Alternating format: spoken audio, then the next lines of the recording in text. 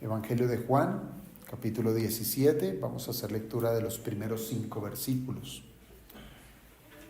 Dice la Escritura: estas cosas habló Jesús y levantando los ojos al cielo dijo: Padre, la hora ha llegado, glorifica a tu Hijo para que también tu Hijo te glorifique a ti, como le has dado potestad sobre toda carne, para que dé vida eterna a todos los que le diste. Y esta es la vida eterna, que te conozcan a ti, el único Dios verdadero, y a Jesucristo, a quien has enviado. Yo te he glorificado en la tierra, he acabado la obra que me diste que hiciese. Ahora pues, Padre, glorifícame tú al lado tuyo, con aquella gloria que tuve contigo antes que el mundo fuese. Soberano Dios, gracias te damos, Padre, por esta nueva oportunidad de poder congregarnos alrededor de tu palabra. Ayúdanos hoy, amado Señor, a posar nuestro corazón humildemente delante de ti.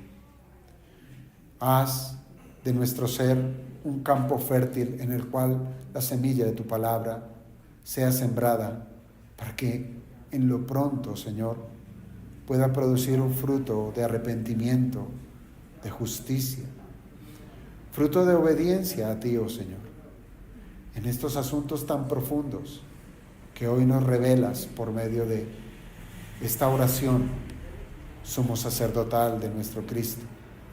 Así es que rogamos, Padre, que nos ayudes en este tiempo, que toda la atención la pongamos en la Escritura, que nos guardes de divagar en nuestros pensamientos, que guardes también, Señor, nuestro corazón a postrarnos delante de ti con humildad, con un corazón enseñable, reconociendo que estamos en gran necesidad y que tu palabra siempre será la riqueza profunda que suplirá todo lo que nosotros necesitamos. Así es que te pedimos, Padre, la asistencia de tu Espíritu en esta mañana. Te lo rogamos, Padre bendito, orando en Cristo Jesús. Amén. Amén. Podemos tomar asiento, hermanos. La semana pasada, ya llevamos 2 semanas en las cuales comenzamos a abordar el capítulo número 17 del Evangelio de Juan, recordando que se trata de una oración que el Señor Jesucristo levanta al Padre, una oración singular, porque dista de las otras oraciones que encontramos en los evangelios, porque es un tramo suficientemente largo, ¿sí? Es la oración más larga consignada en el Nuevo Testamento de nuestro Señor Jesucristo. Y además de ello, hemos de recordar que se trata de una oración en donde el Señor se presenta como el sumo sacerdote. Hemos visto cómo el Señor Jesucristo, en primer lugar, Él hace en esta primera sección, que son los primeros 5 versos, hace una petición por sí mismo, ¿sí? Él pide ser glorificado.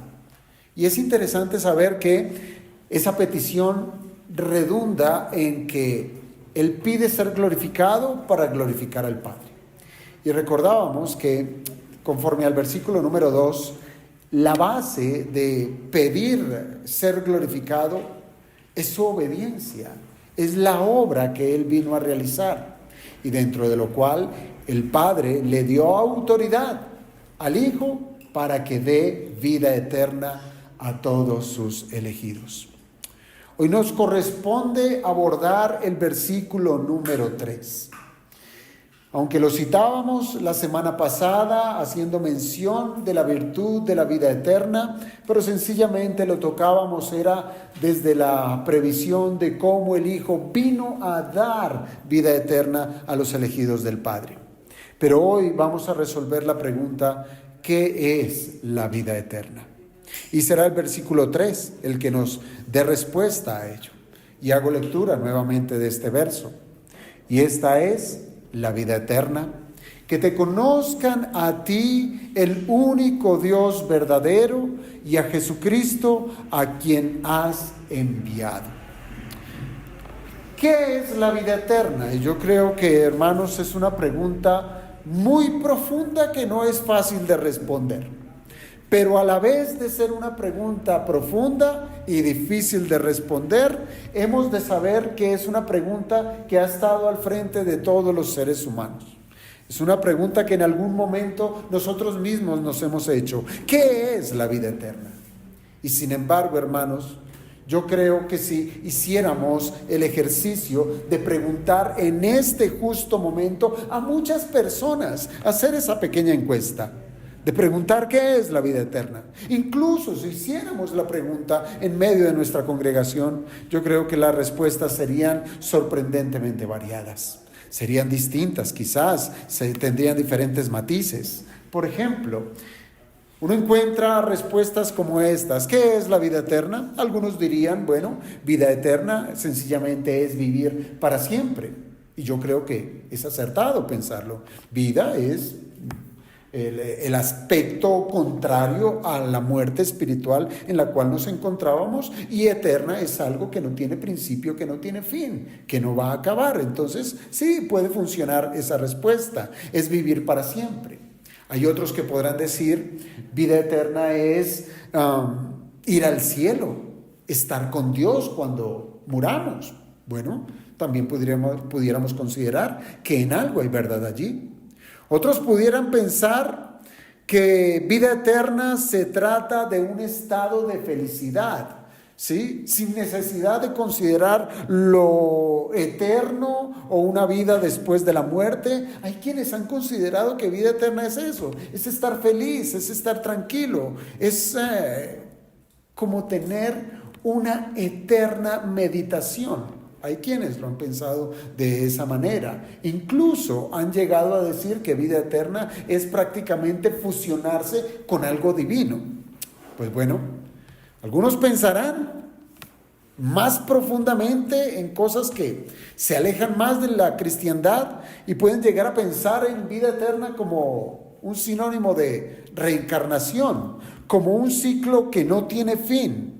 Y quizás los más modernos podrán llegar a decir que vida eterna tiene que ver con trascender nuestra conciencia o alcanzar una plenitud espiritual. Pero yo pregunto, ¿son estas respuestas verdaderas? ¿Serán estas respuestas bíblicas? Bueno, si usted se da cuenta de las respuestas que he traído en esta mañana, la mayoría de esas ideas tienen fuentes equivocadas. Piense, por ejemplo, en esa de la liberación eterna, ¿sí? De escapar de un ciclo de sufrimiento por medio de la meditación o por medio del desapego del yo. ¿Sí sabe de dónde viene eso? Viene del hinduismo. O piense en aquellos que han pensado, perdóneme la redundancia, aquellos que han dicho que la vida eterna es un asunto de un estado de anular el deseo del hombre, de anular el sufrimiento, de llegar a un lugar donde la conciencia individual prácticamente se disuelve. ¿Sabe de dónde viene eso? Viene del budismo. Ellos creen que después de la muerte van a una cosa que se llama nirvana. O piensen vida eterna. Los que dicen vida eterna es llegar a un lugar, a un paraíso, a un jardín de sensualidad.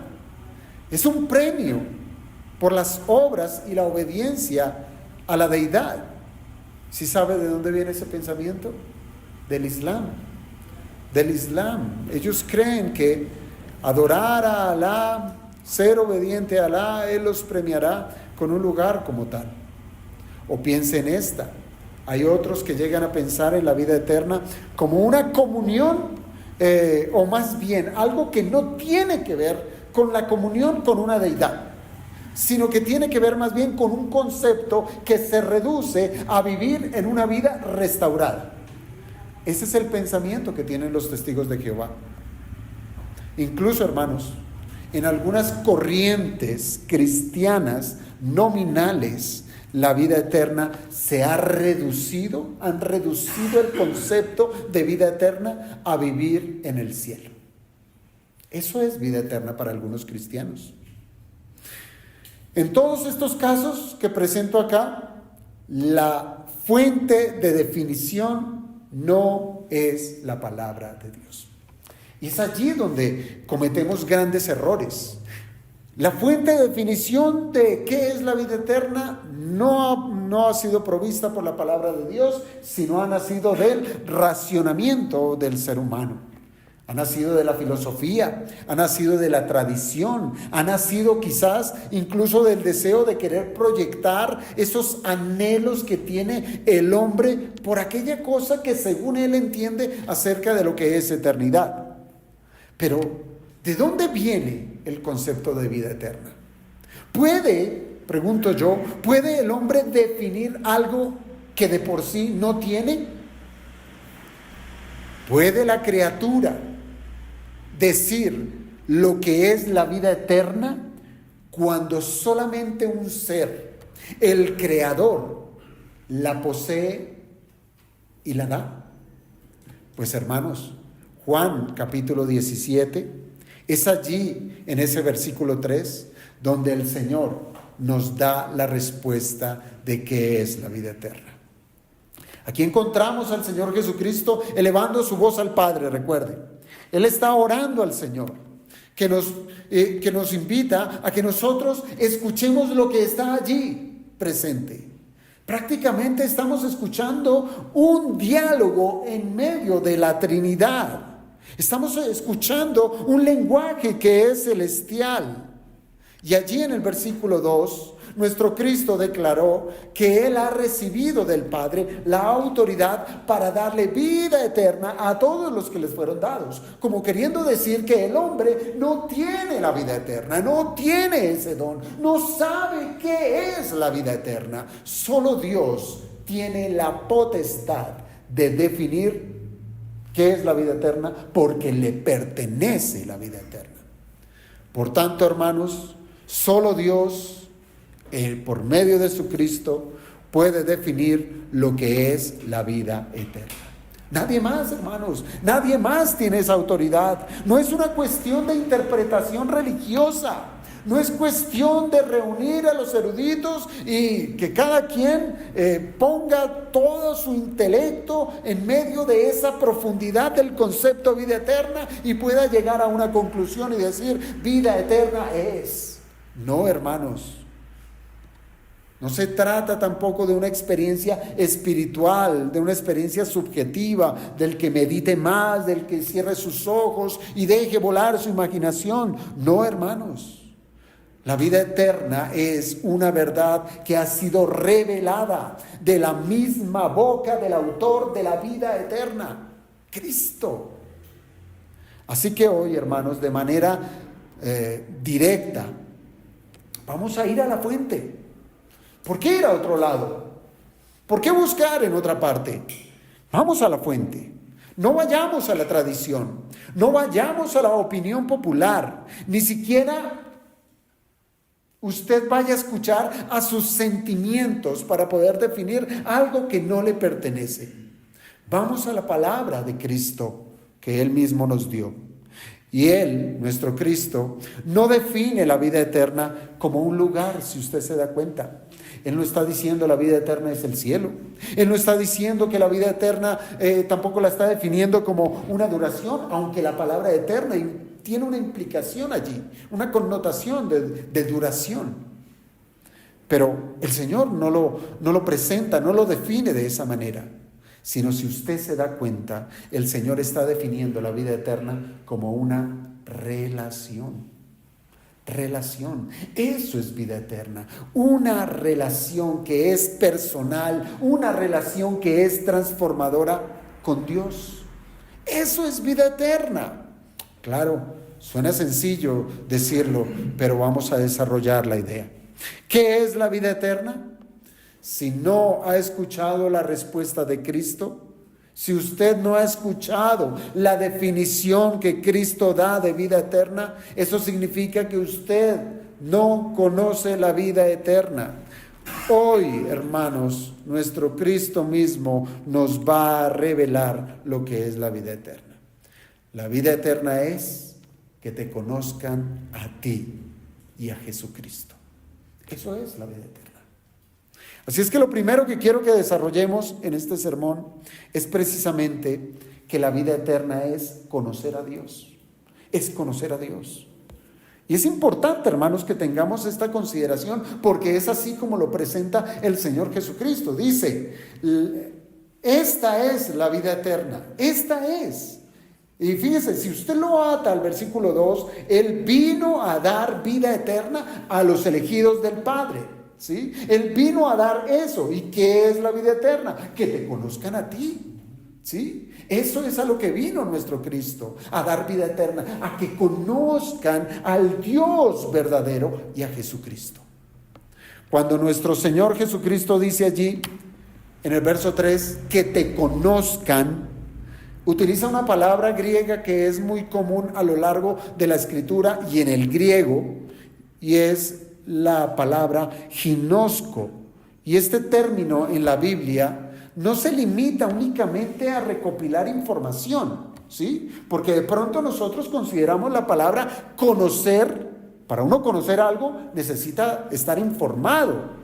Conozco que va a llover, ¿por qué? Porque me dieron la información suficiente para poder discernir que hoy va a llover. Conozco que la situación económica del país está compleja, ¿por qué? Porque tengo unos datos en los cuales puedo llegar a esa conclusión. Está difícil la situación económica. Pero hermanos, la palabra conocer que utiliza la Escritura es más que datos, es más que información. La palabra conocer implica un conocimiento profundo, un conocimiento íntimo, un conocimiento que es relacional. Mire, el Antiguo Testamento griego, esta es la Septuaginta, y el Nuevo Testamento, como les digo, utiliza esa palabra griega, gimnosco, la cual expresa que se trata de un conocimiento personal, de un conocimiento que es experimental, ¿sí? Es un conocimiento que lleva a concluir en algunas porciones de la Escritura, lo relaciona muy bien a ese acto íntimo de la relación matrimonial, como lo encontramos, por ejemplo, en el Génesis, cuando dice que Adán conoció a su mujer y ella concibió hijos. O como lo tenemos en el Nuevo Testamento, cuando se nos habla de José y María, ¿sí? Que dice, pero no la conoció a María hasta que dio a luz su hijo primogénito. ¿Esto qué subraya, hermanos? Esto subraya que conocer en el sentido bíblico implica una unión íntima, implica una unión, una cercanía, un compromiso, no simplemente una percepción intelectual. Por eso es que es distinto, hermanos, uno decir, conozco a Dios sencillamente de oídas. ¿Recuerdan esa expresión? Eso lo dijo Job, de oídas te conozco. Pero después vino una relación más profunda con Él. Porque no sencillamente conocer a Dios es de oídas, sino de tener una relación con Él. Entonces no es simplemente una percepción intelectual. Entonces, hermanos, cuando nuestro Cristo habla de conocer a Dios, conocer como esencia de la vida eterna, Él nos está hablando de una relación viva. Entonces, vida eterna es conocer a Dios. Conocer a Dios implica una relación íntima con Dios. Él está hablando de una relación que transforma al hombre para poder acercarse a aquel que es Dios, pero que ahora le puede llamar Padre.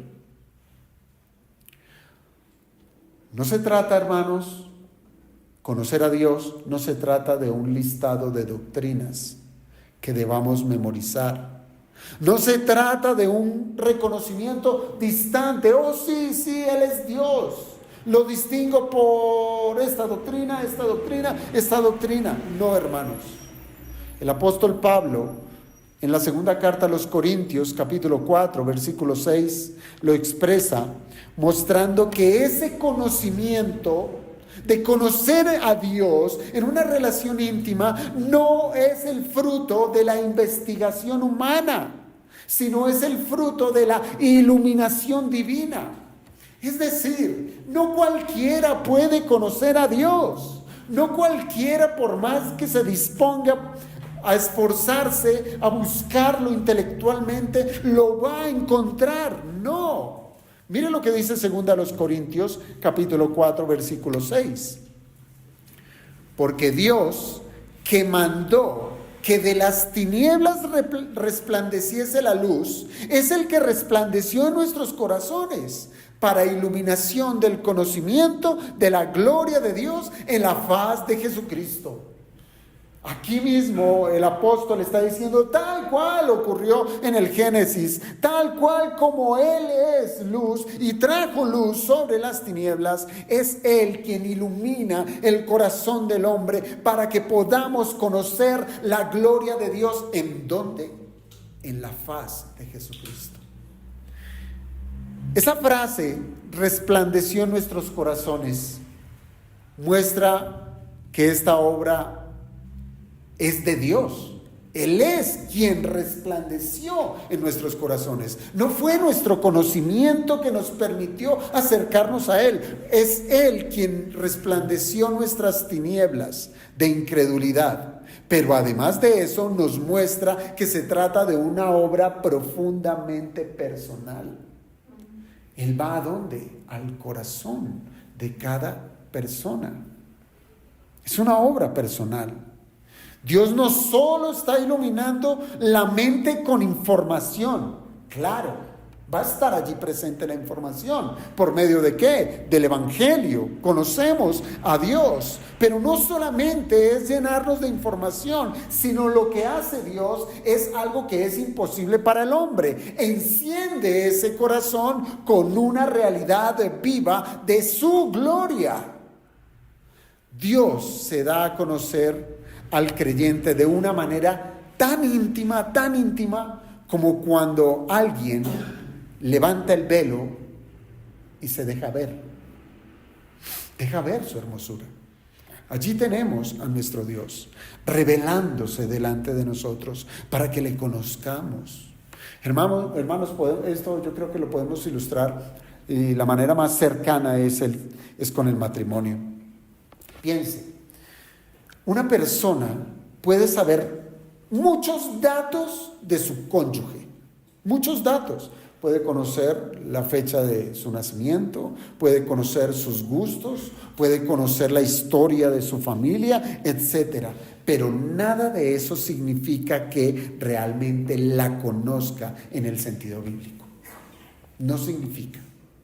Conocerlo implica compartir la vida. Conocerlo implica experimentar su amor. Conocerlo implica enfrentar las pruebas juntos. Conocerlo implica crecer en una comunión constante con esa otra persona. Hermanos, es así de la misma manera que conocer a Dios significa andar con Él. Eso es conocer a Dios. Andar con Él, amarle, es obedecerle, es experimentar su gracia en lo más profundo de su corazón. Eso es conocer a Dios, eso es una relación y eso es vida eterna. Vida eterna. En contraste, hermanos, en contraste a este conocimiento bíblico, está el conocimiento que es puramente intelectual. ¿Sí? Hay muchos que están en esa situación. Conocen solamente a Dios netamente desde el intelecto. ¿Por qué? Bueno, porque han estudiado la Biblia, han estudiado autores cristianos, etcétera, pero lo conocen únicamente es de manera intelectual. Piense, por ejemplo, en los fariseos, ¿sí? Los fariseos conocían a Dios intelectualmente, sí que lo conocían. Ellos sabían la escritura de memoria. Cuando menos los primeros 5 libros del Antiguo Testamento los memorizaban para poder ser fariseo. Los fariseos sabían la escritura de memoria. Y sin embargo, ellos no conocían a Dios en el sentido que el Señor Jesucristo está enseñando. ¿Se acuerdan esa porción cuando el Señor les dice: escudriñáis las Escrituras, porque ustedes creen que en ellas está la vida eterna?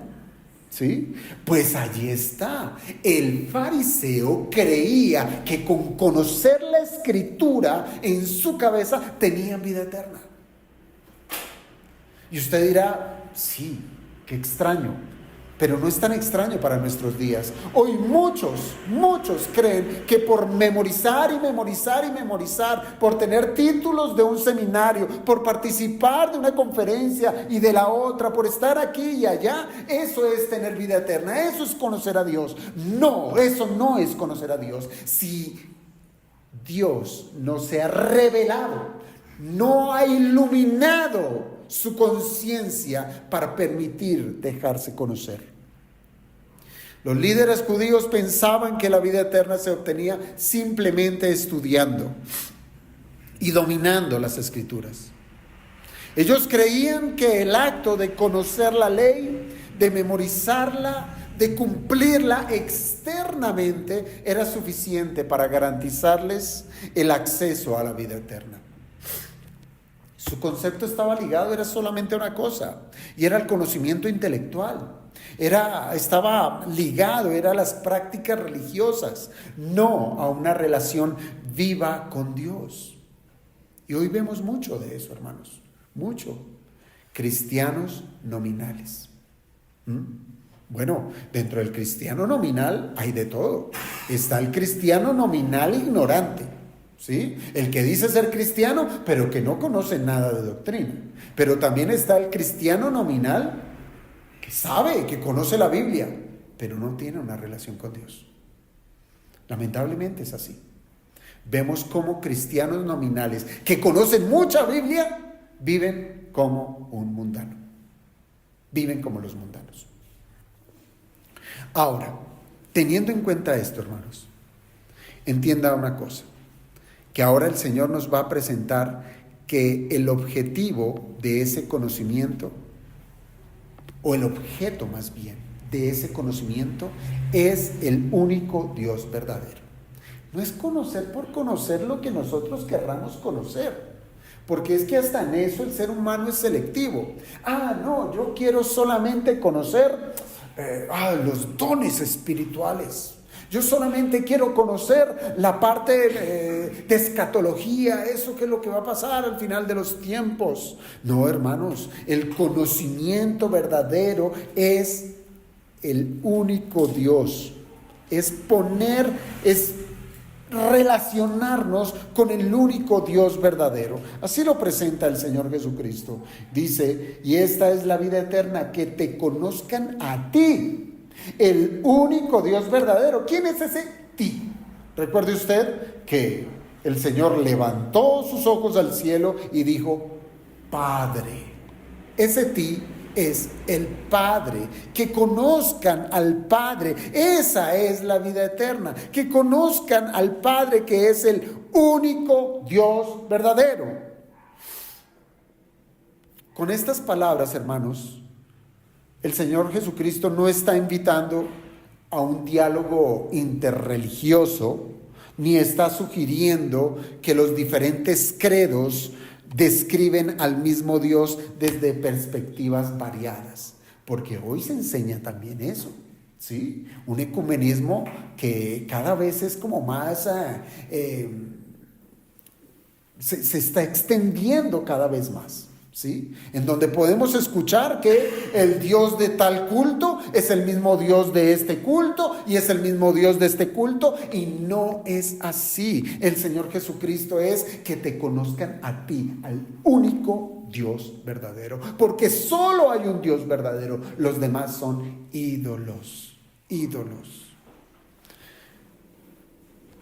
El Señor está estableciendo una verdad contundente, una verdad que es, y es una palabra que puede generar escozor, pero lo que el Señor está hablando es una verdad que es excluyente.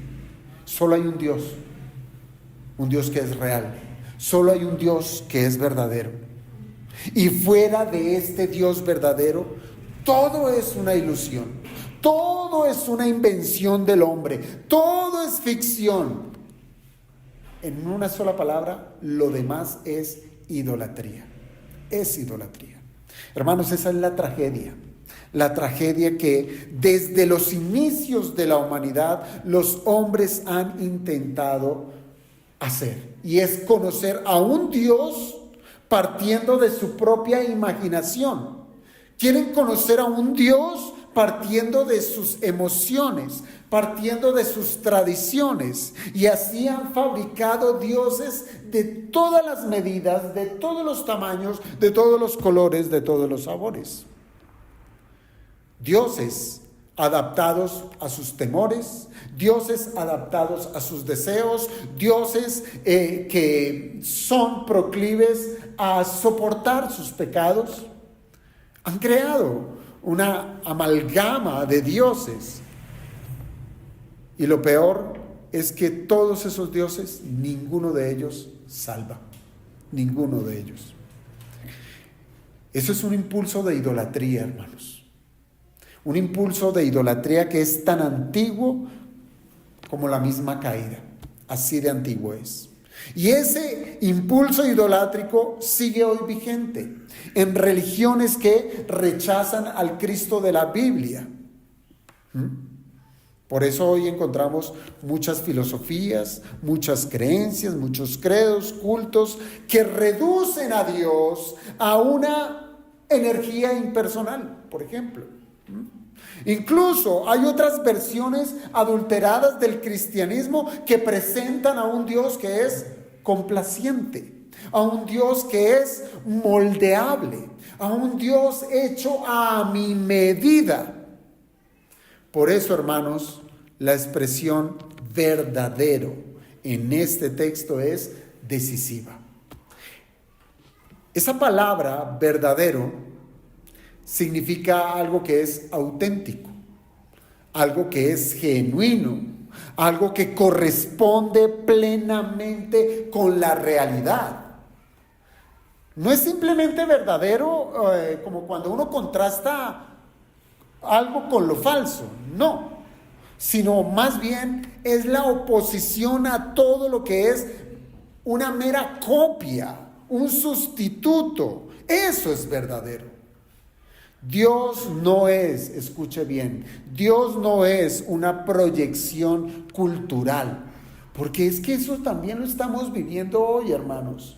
Creemos que a Dios lo podemos formar conforme a la cultura y a la moda del tiempo. No es así, hermanos. Dios no es una proyección cultural, Dios no es una proyección religiosa. Dios es real, es verdadero, el que se ha revelado y se ha dejado conocer. Y todo lo que no corresponde a la revelación, a su revelación, es mentira. Entonces, ¿dónde usted va a posar la mirada para conocer a Dios? Si no es en la Biblia, en su revelación, porque así se dio a conocer Él. Así, hermanos, cuando nuestro Cristo dice el único Dios verdadero, Él afirma que solo existe un Dios auténtico. No hay dos, no hay tres. Y que conocerle no es un asunto de interpretaciones humanas. Imagínense, es un solo Dios para yo hacerme a la idea de cualquier cosa que sea Dios. No, eso es estar completamente alejado de la verdad.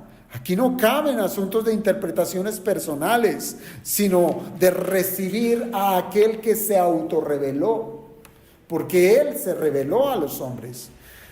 Así es que, hermanos, cualquier conocimiento de Dios fuera de lo que Él mismo ha dicho en su palabra, no es salvador. No es salvador. O usted puede llegar a pensar que hay otros caminos para la salvación. Usted puede creer que hay otras deidades que salvan. Usted puede creer que Alá salva. Usted puede creer que cualquiera de los miles de dioses que tiene el hinduismo salva. No, solo hay un Dios que es verdadero y es el único que puede salvar. El resto es idolatría, hermanos, aunque se exprese incluso con palabras bonitas, con palabras piadosas. Dijo el Señor en Jeremías 9, 23 y 24. Jeremías 9, 23 y 24. Alábese en esto el que se hubiere de alabar, en entenderme y conocerme que yo soy Jehová.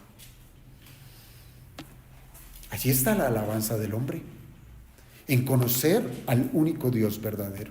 Hermanos, la vida eterna entonces no es un conocimiento genérico de lo divino, no. Por eso es que no todos pueden tener este conocimiento de Dios, porque no es genérico, es particular, es único. El conocimiento del Dios auténtico, del único real, tal como Él ha querido darse a conocer en Cristo, es lo que da la vida eterna. Todo lo demás es una falsificación mortal. Porque si no salva, pues ¿cuál será su destino? Sino la muerte eterna. Ahora, el Señor avanza diciendo que te conozcan a ti, al único Dios verdadero. Pero ¿qué más dice? Y a Jesucristo a quien has enviado. Podemos considerar que sí, necesitamos conocer a Cristo, de la misma manera que concebimos el conocer al único Dios verdadero. Una relación personal con Él, una relación íntima con Él. Fuera de Él no hay manera de poder relacionarnos con la deidad. Pero lo que quiero apuntar en este punto es que ese conocimiento del Dios verdadero viene por medio de Cristo. Es importante, es por medio de Cristo. No hay otra manera de conocer a Dios. No hay otra manera que podamos nosotros acercarnos a una relación verdadera con el Padre. Mire el craso error que tuvieron los judíos del primer siglo. Ellos decían tener una relación con Dios, incluso le llamaban Padre, pero no conocían a Dios. Y esto se vio más que evidente porque rechazaron a Cristo, quien vino a revelar al Padre. Juan 17:3 no solo declara que la vida eterna consiste en conocer al único Dios verdadero, sino que nos especifica cuál es el único medio por el cual ese conocimiento se puede recibir. Y él dice, Jesucristo, es Jesucristo el enviado del Padre. Hermanos, esa declaración que nos da el Señor Jesucristo acá, no es una cuestión casual, si usted se da cuenta. Aquí lo que tenemos es que Cristo es parte fundante para poder tener una relación con Dios. Nadie puede relacionarse con Dios si quita a Cristo. Eso es lo que nos está diciendo aquí el Señor. Ahora, fíjese la manera en que el Señor se presenta acá. Que conozcan a Jesucristo. A Jesucristo. Él no está diciendo que me conozcan a mí, que conozcan a Jesús, que conozcan al Mesías, sino que utiliza este nombre compuesto, Jesucristo, Jesús el Cristo. ¿Qué significa la palabra Jesús? ¿Lo recuerda? La palabra Jesús Salvador. Pero el ángel fue más puntual y nos aclaró qué es lo que significa. Le pondrás por nombre Jesús, porque Él salvará a su pueblo de sus pecados. Porque muchas veces podemos decir, ay sí, Él es el que me va a salvar de mi tristeza, me va a salvar de mi enfermedad, me va a salvar de mi situación económica, me va a salvar de estas relaciones que no funcionan bien. No, Él vino a salvar a su pueblo de sus pecados. Eso significa el nombre Jesús. Jehová salva. Y la palabra Cristo, ¿recuerda usted qué significa?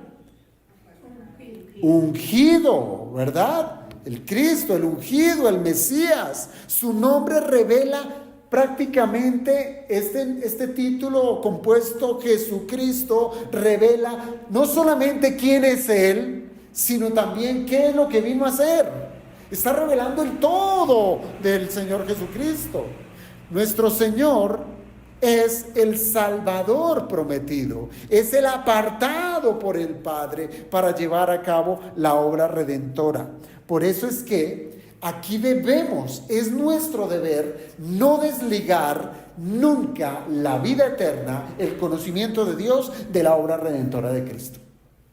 Sin la obra redentora de Cristo no hay conocimiento de Dios, no hay vida eterna.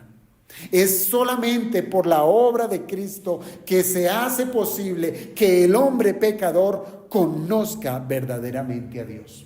¿Sí sabe cuál es ese tropiezo o esa gran barrera de poder conocer a Dios? ¿Cómo se llama eso? Pecado. El pecado no deja que el hombre conozca a Dios. Esa es la gran barrera, el gran abismo que hay entre el hombre y Dios, el pecado del hombre. Por eso, hermanos, no se puede tener vida eterna sin conocer a Jesucristo de una manera personal. Esto es por medio de una fe salvadora. Cristo, hermanos, es el único mediador. Cristo es el único mediador del conocimiento de Dios. Fíjese que hay veces utilizamos es mediador, ¿sí?, para salvación, pero no estoy diciendo lo contrario. Estoy siendo un poquito más preciso a la luz de la Escritura.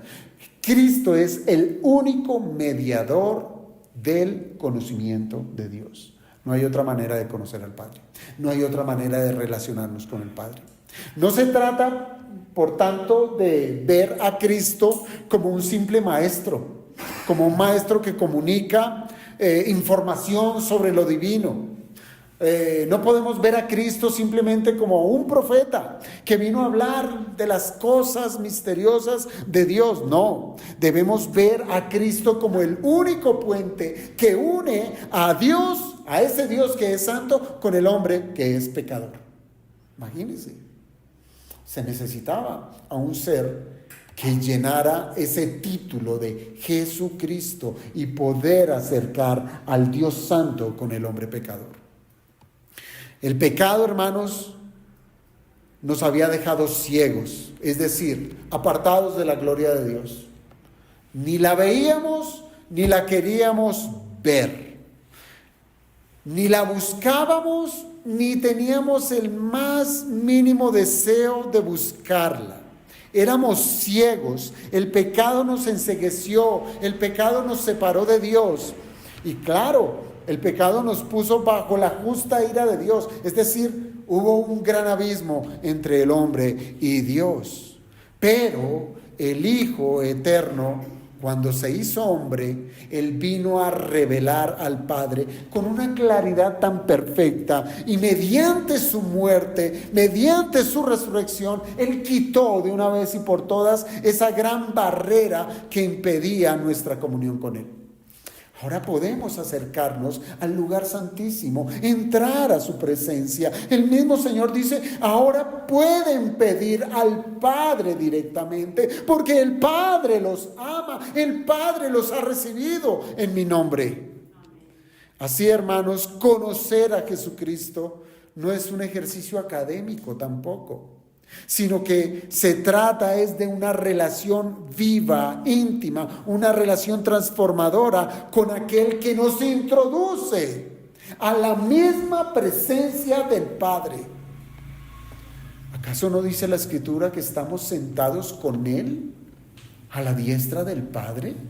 Sí, porque es en Cristo que tenemos comunión con el Padre.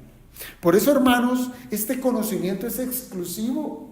Este conocimiento, esta relación con Dios es única por medio del Hijo. No hay acceso al Padre por otro camino. No hay religión, no hay filosofía, no hay pensamiento, por más aparentemente bueno que el ser humano pudiera desarrollar para decir, conoce a Dios. No, el mismo Señor Jesucristo dijo, yo soy el camino y la verdad y la vida. Solamente por Él. Y Él enfatizó diciendo, nadie puede venir al Padre sino por mí. Quite al Hijo y no hay nada. No hay conocimiento, no hay vida eterna. Hermanos, conocer a Dios no puede alcanzarse por la filosofía. Conocer a Dios no puede alcanzarse por religiones humanas. Conocer a Dios no se alcanza por los esfuerzos intelectuales del ser humano. No. Conocer a Dios es un privilegio que el Hijo concede soberanamente. Todos los creyentes hemos pasado por eso. Ninguno puede decir, conocí a Dios, tengo una relación con Dios porque me aventuré 3 años en el desierto a estudiarle a Él y solamente a Él. No. Él se dio a conocer de una manera tan poderosa y a la vez básica como lo es el Evangelio. El Evangelio. Así de poderoso es Dios revelando su gloria por medio de ese mensaje tan sencillo y a la vez tan poderoso. Es un privilegio de Dios. Nadie conoce al Padre sino el Hijo, dijo el Señor Jesucristo. Pero Él sumó, y aquel a quien el Hijo lo quiera revelar. Es potestad del Hijo dar a conocer al Padre. Él no está lanzando esa cuestión como si, vamos a ver quién quiere conocer a mi Padre. No, Él se lo ha revelado únicamente a que Él quiere. ¿Y quiénes son estos? Los que el Padre le dio a Él. Por tanto, la advertencia es clara, hermanos. Es clara. Muchos pueden leer la Biblia, si usted lo considera así. Muchos pueden leer la Biblia. Muchos pueden escuchar sermones. Muchos pueden debatir doctrinas y aún así no conocer a Dios. Lamentable. No conocer a Dios. ¿Por qué? Porque no tienen una relación personal con Cristo. El verdadero conocimiento que conduce a la vida eterna no se mide, jamás se va a medir por información acumulada. El mismo Pablo lo decía. Todo eso que yo era antes, todos mis títulos, fariseo de fariseos, hebreo de hebreos, de la tribu de Benjamín, etcétera, etcétera, lo tengo por basura. No me sirve. De nada. De nada. Hermanos, es relación con Dios. Esa es la comunión viva que realmente transforma el corazón. Es vidas de verdadera devoción, de entregarnos a Él en oración, de rendir nuestras vidas hasta en lo más básico. ¿No dice la Escritura que debemos darle gracias a Dios y glorificarle aún por lo que comemos? Así debe ser la vida del cristiano, un constante relacionamiento con el Dios vivo, al Dios único, al Dios verdadero, y es en todo tenerlo en cuenta a Él, porque no estamos solos. Fuera de Jesucristo, si Cristo no estuviera en nuestras vidas, sencillamente seríamos una fábrica de ídolos que nos lleva a aferrarnos a ideas distorsionadas de Dios.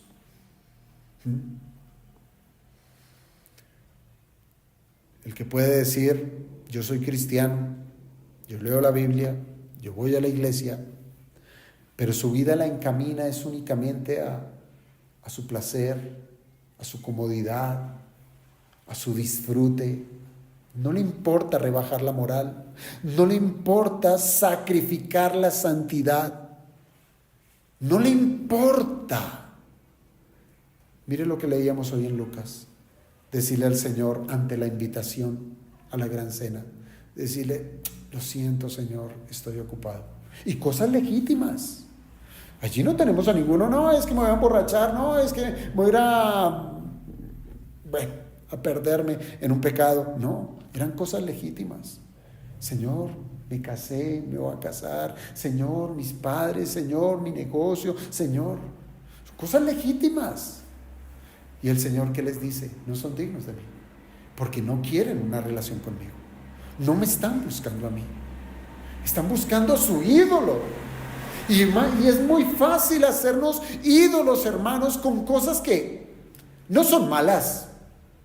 Ídolos en mi buen conocimiento de la teología. Ídolos en tener una buena plataforma eclesial, que todo el mundo me conozca por mi renombre en el ámbito cristiano, qué sé yo.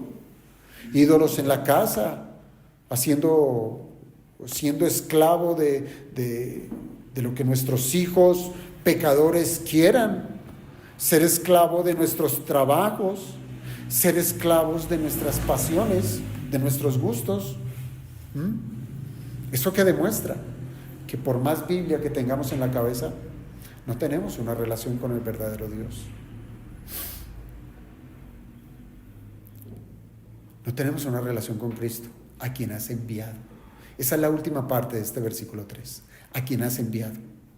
Y esa última parte del verso 3 realza la importancia del Hijo como el enviado del Padre, con la misión de revelar al Padre de una manera plena y definitiva.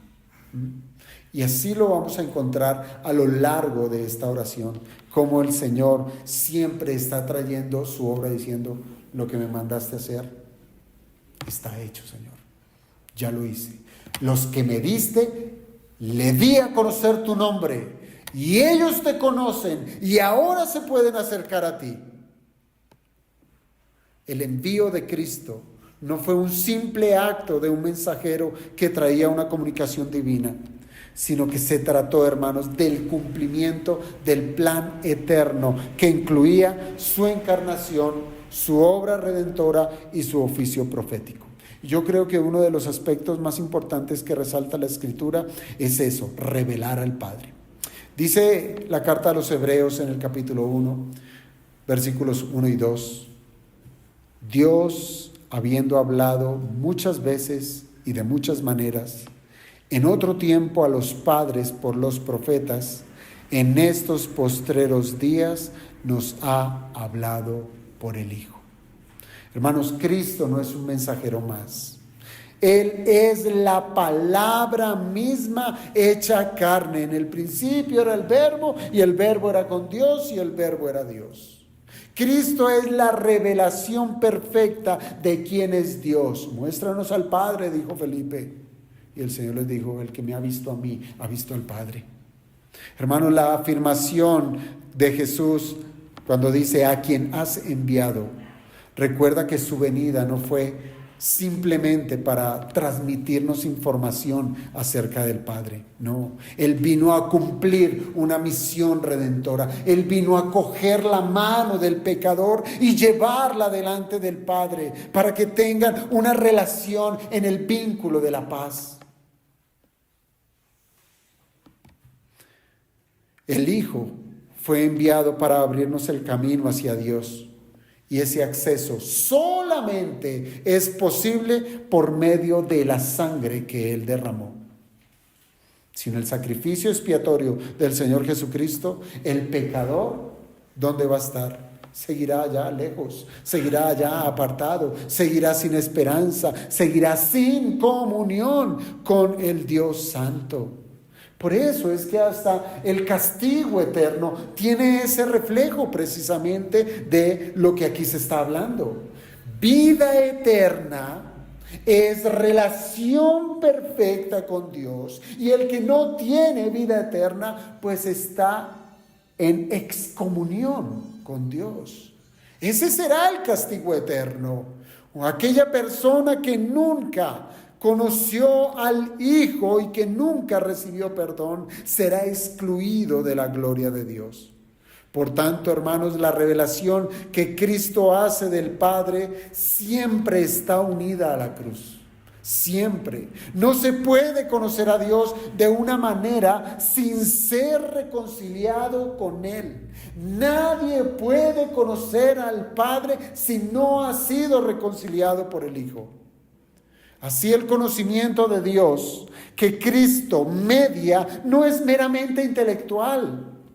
Hermanos, hay muchas personas que conocen acerca de la muerte de Cristo. Incluso culturalmente, religiosamente, se separa una semana al año para celebrar la muerte y la resurrección de Cristo. Conocimiento intelectual.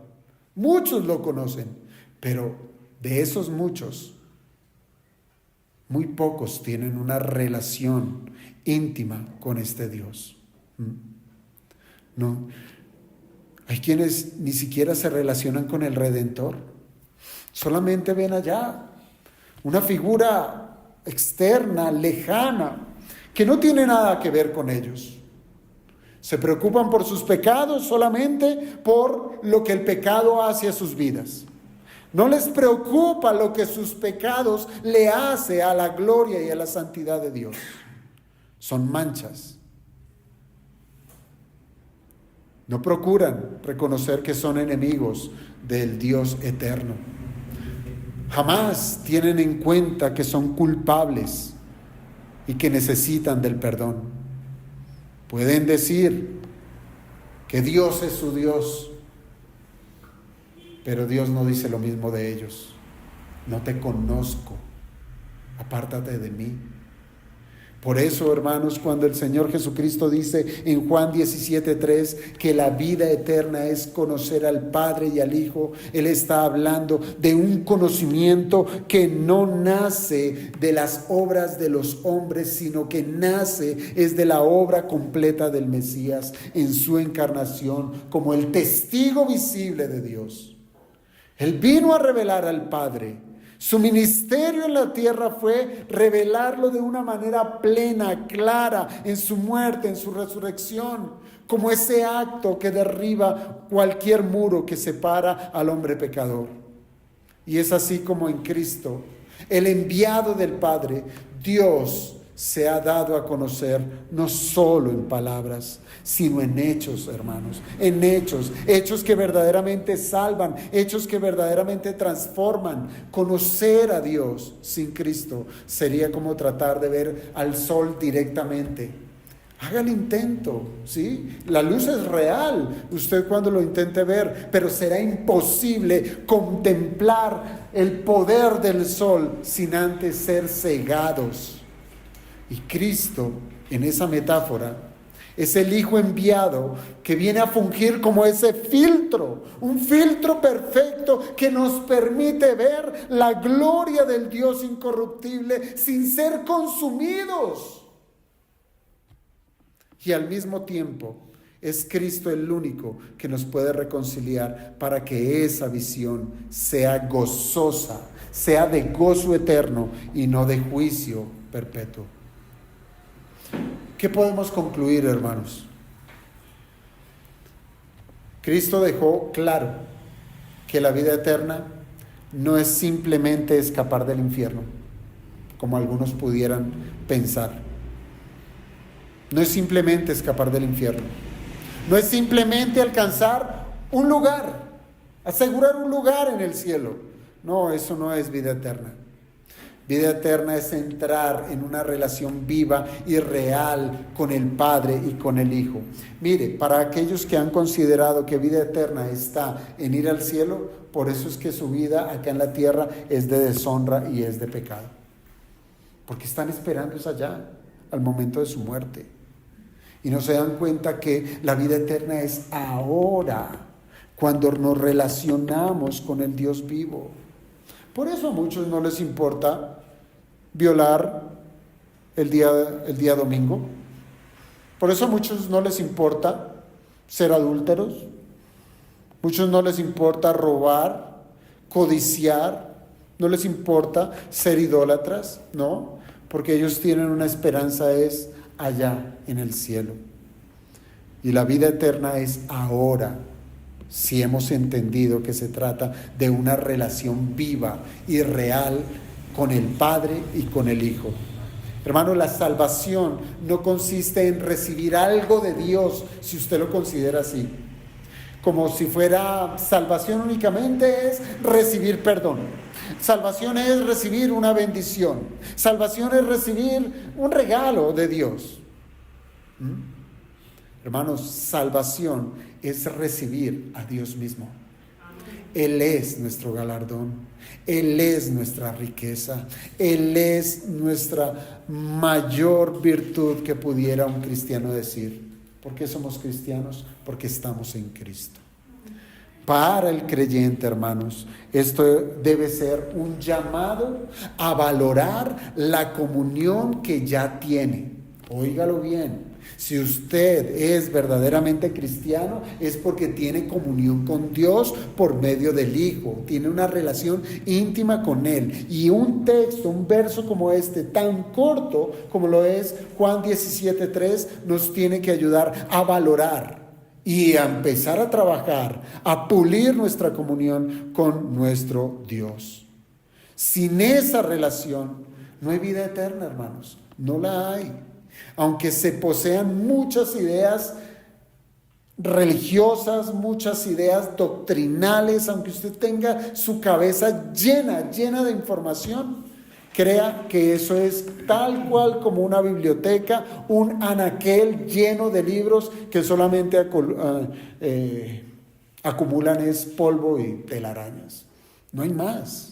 Hermanos, nosotros fuimos creados con un propósito supremo de conocer a Dios, y en Cristo hemos sido redimidos para hacerlo en realidad. Entonces, que reflejemos en nuestra vida que realmente tenemos una relación con Dios.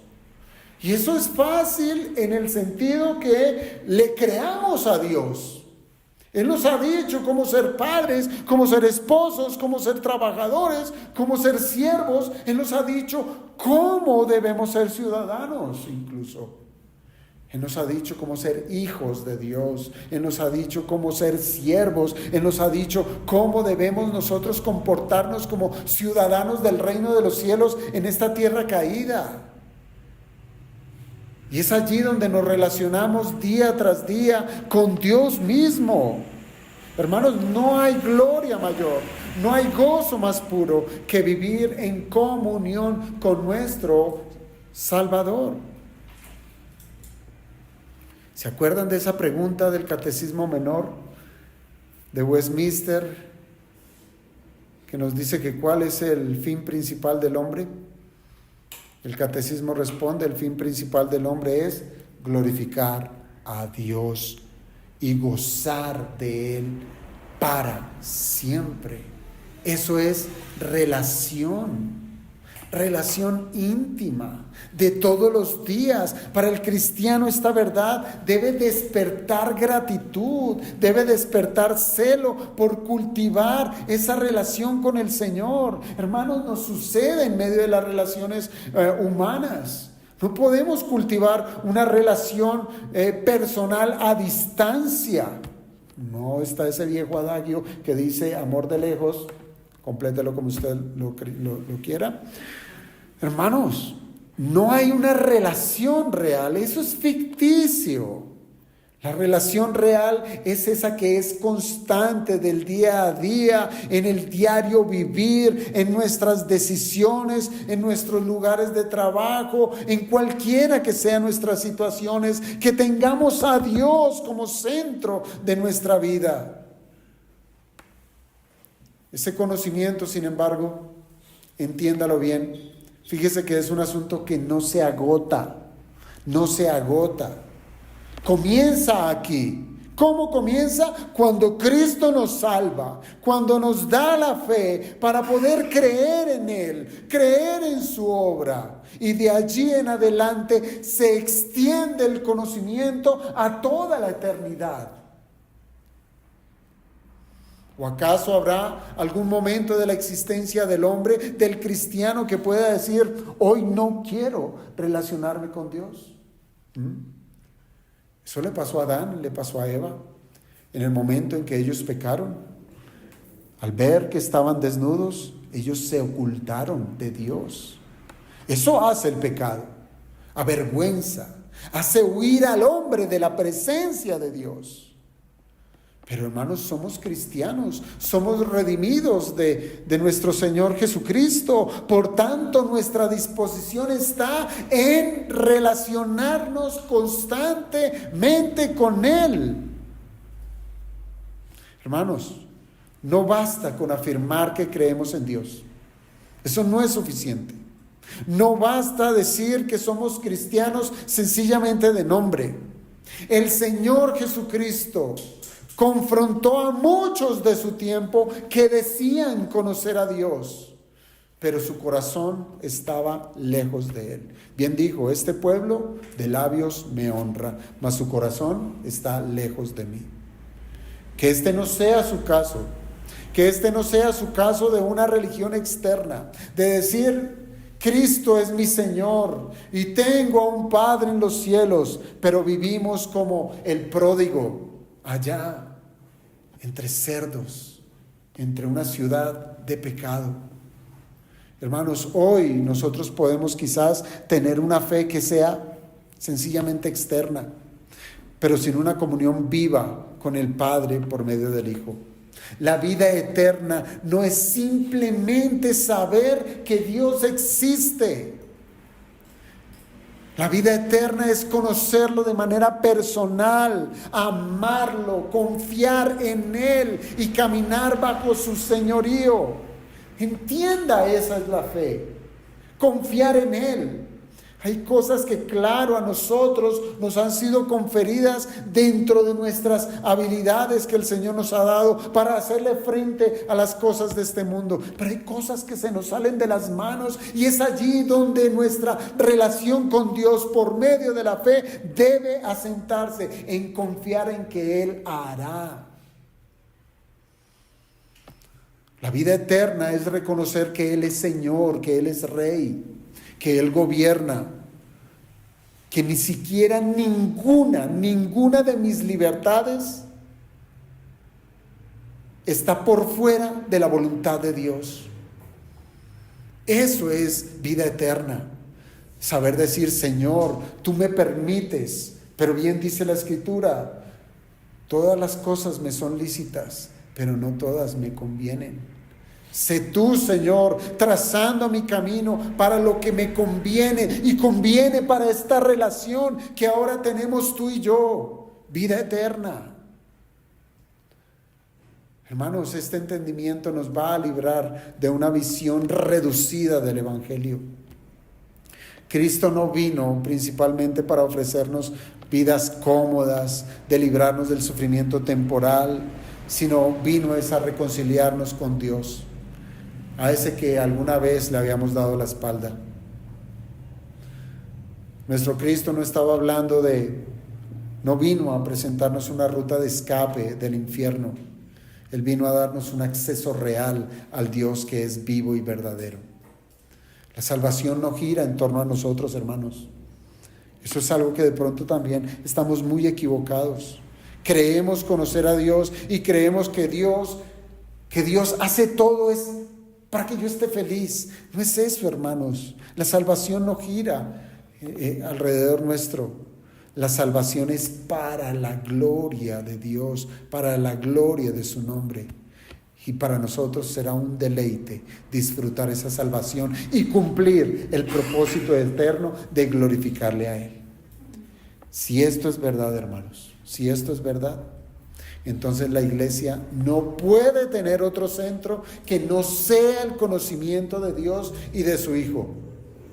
Nuestro Señor mismo en su ministerio no centró sus palabras en mejorar la autoestima de las multitudes ni a entretenerlas, sino Él vino a revelar quién es el Padre. Él vino a llamar a los hombres a la comunión eterna con Él. Él les dijo: arrepiéntanse, porque ese es el estorbo para poder venir a Dios, un alma no arrepentida.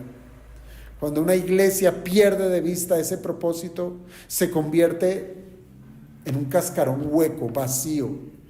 Puede tener muchas actividades, puede atraer a muchas personas, pero muchas personas que no tienen un conocimiento vivo de Dios, y todo carece allí de vida eterna.